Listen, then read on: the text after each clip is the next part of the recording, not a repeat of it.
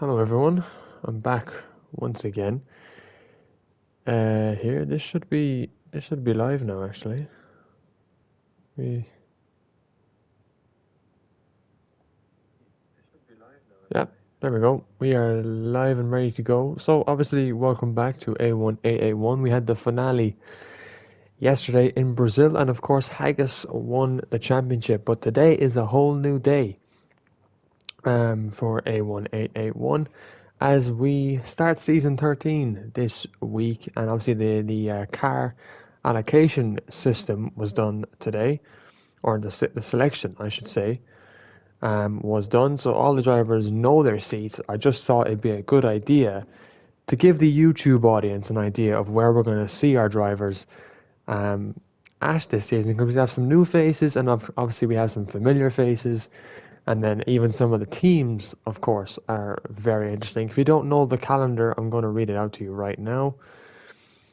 Um, and I'll read it out now. Here we go. So this Sunday, we have the Japanese Grand Prix, 100% race. Every race this season, I think, could be 100%, except for... No, there's one, two, three. There's three races that mightn't be 100%, but the rest of them are.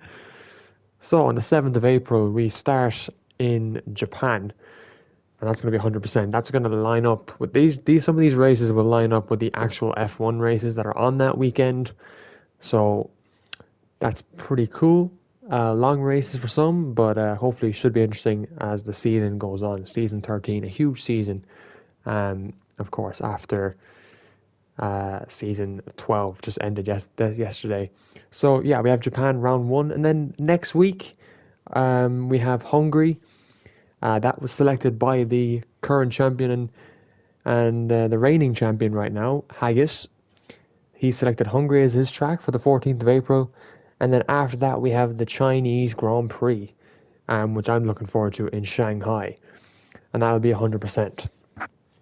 And then Rian, second place in the Drivers' Championship yesterday, decided to go with Vegas on the 28th of April. And then we head to Miami for a 100% race on the 5th of May. And then a week later, we're in Austria. That was selected by third place Rothens. And then we have Imola on the 19th of May, which is 100%. And then we have on the finale, Monaco as 100%. I am absolutely dreading that race. And I'll tell you why, because it's a 100% race in Monaco. Um, Monaco is so boring for overtaking. There's not many overtaking that occurs there.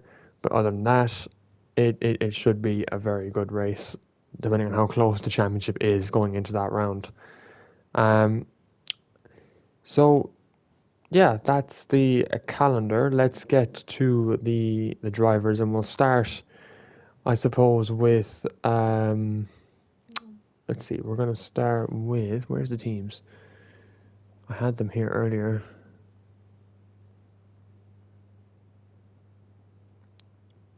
Oh yeah, it was posted in full-time drivers by Raleigh. Okay, so Red Bull. We'll go to Red Bull then. All the way at the top. So for Red Bull's lineup this season, they were 10th in the constructors last season. Red Bull have Tavoje and they have Bertie.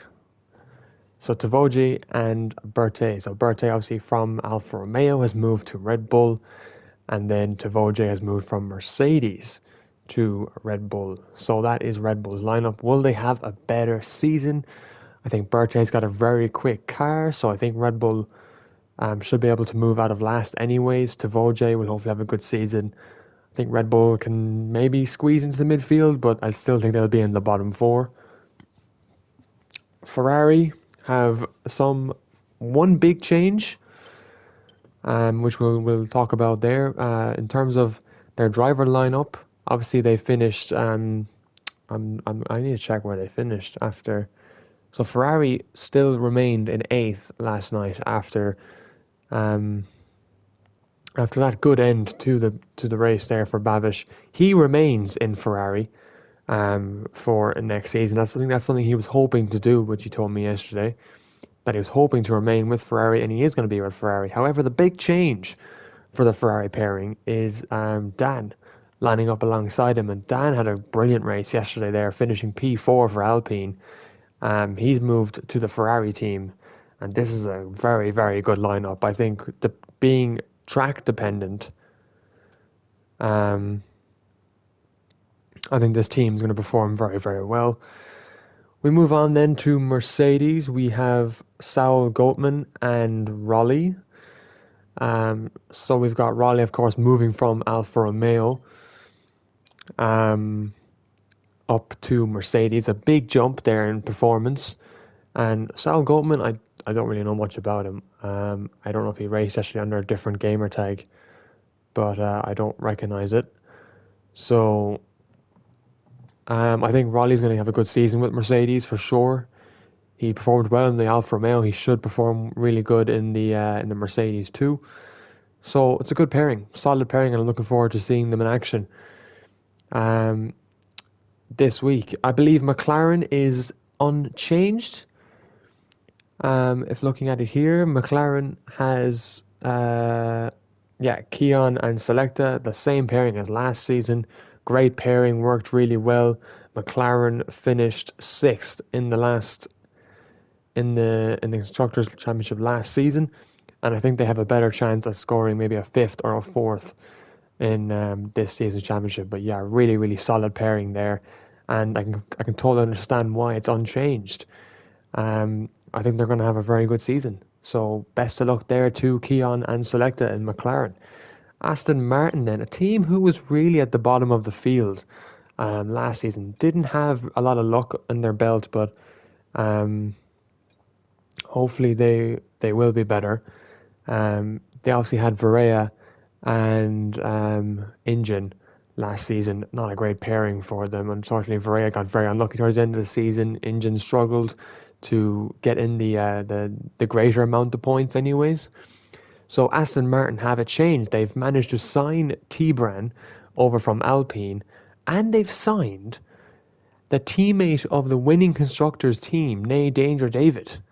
So he's moved from Haas to Aston Martin in his second season in A1881.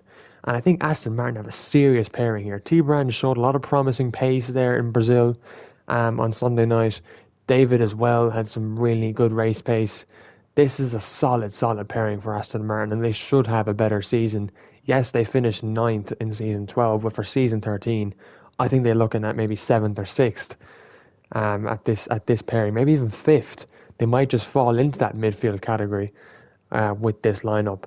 Alpine, another serious team here. Obviously, they're the 5-time constructors champions, so we really should see a change in them. 7th in last season's championship. Where will they be this season? We have Valward as their number 1 driver, and then we have Rothens, the 4-time champion, back in Alpine, back to his team, and we can expect great things. But with him in Alpine, we know he's going to give us a good season.